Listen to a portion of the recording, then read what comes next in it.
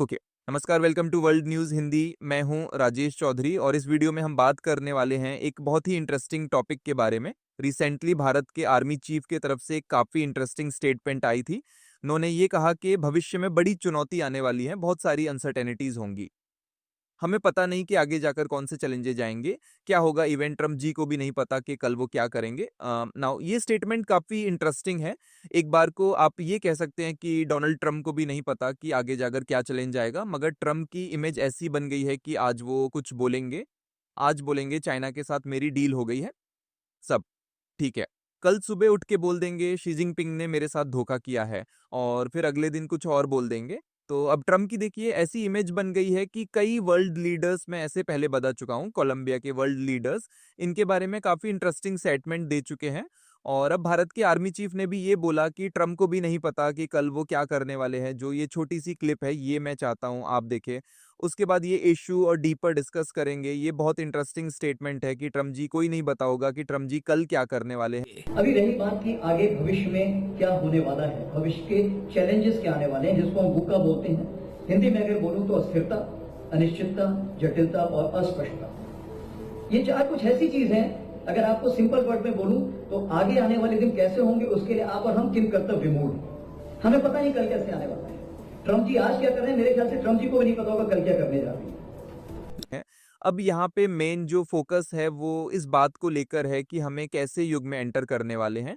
जब बड़े global changes होंगे, एक तरफ बात चल रही है इवेंचुअल डीडॉलराइजेशन की, दूसरी तरफ जिस तरीके से कॉन्फ्लिक्ट्स दुनिया भर में बढ़ती जा रही है वो अपने आप में एक चैलेंज है। और फिर दुनिया के सबसे ताकतवर कंट्री का जो प्रेसिडेंट है वो इतना, आप कह लीजिए, एक अनस्टेबल पॉलिसी के साथ आगे बढ़ता है। कभी उनका पता नहीं होता कि कब क्या बोल देंगे।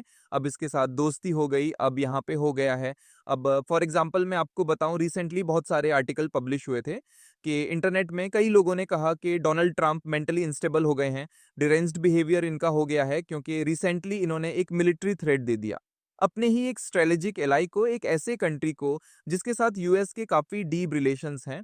मैं यहाँ पे बात कर रहा हूँ नाइजीरिया की। नाइजीरिया में देखिए रिसेंटली एक मैसेकर हुआ है, बहुत साइड लोगों को मारा गया, प्राइमरली क्रिश्चियंस विक्टिम्स है यहाँ पर। और ट्रम्प टू सोशल पर गए और ये बोल दिया अगर नाइजीरियन गवर्नमेंट ने अलाउ करी द किलिंग्स ऑफ क्रिश्चियंस तो यूएस उसके बाद सारी एड और असिस्टेंस नाइजीरिया को रोक देगा।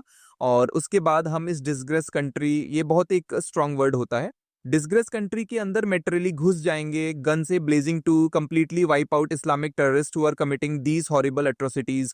और आगे ये भी बोल दिया I am hereby instructing department of war to prepare for possible action. Department of war को मैंने बोल दिया है कि बिल्कुल तैयार हो जाइए, अगर हम अटैक करते हैं तो ये फास्ट अटैक होगा, विशस अटैक होगा, और जो भी नाइजीरिया के क्रिश्चियंस हैं उनको हम बचा लेंगे।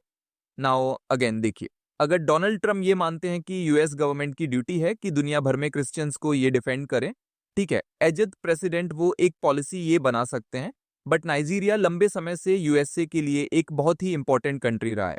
अमीन, एक तरफ आप देखोगे जनवरी 2025 का मैं आपको आर्टिकल दिखा रहा हूं, अमेरिकन जनरल्स आज के समय काम कर रहे हैं नाइजीरिया में इनकी एयरफोर्स को इंप्रूव करने के लिए। नाइजीरिया एक ऑयल रिच कंट्री है और यूएस के साथ परहाब कुछ मामलों में मैं कहूँगा मिलिट्री रिलेशंस की अगर मैं बात करूँ तो भारत से भी काफ़ी डीप रिलेशंस है नाइजीरिया यूएस के। अगर मैं सिर्फ मिलिट्री एस्पेक्ट की बात करूँ, अब उसी कंट्री को, नाइजीरिया को ट्रंप ने डाल दिया है कंट्रीज ऑफ पर्टिकुलर कंसर्न की लिस्ट में, और ये बोल दिया है कि prepare for possible action now. ये अगेन कल को पाकिस्तान के साथ भी हो सकता है।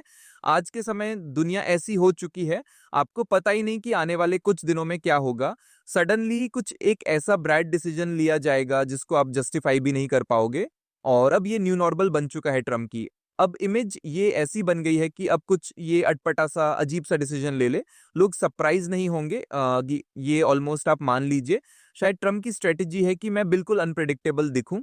लोगों को लगना चाहिए कि मुझे खुद भी नहीं पता कि मेरा अगला मूव क्या होने वाला है। और अब यहाँ पे आप समझ पाओगे ये स्टेटमेंट ऑपरेशन सिंदूर के टाइम की, हमको लगा कि अच्छा ये भी हो रहा है, where did that come from, ये किसने कर दिया है। In scope of all these challenges you have to work on land, sky, water and all the three, and seriously salute to our armed forces.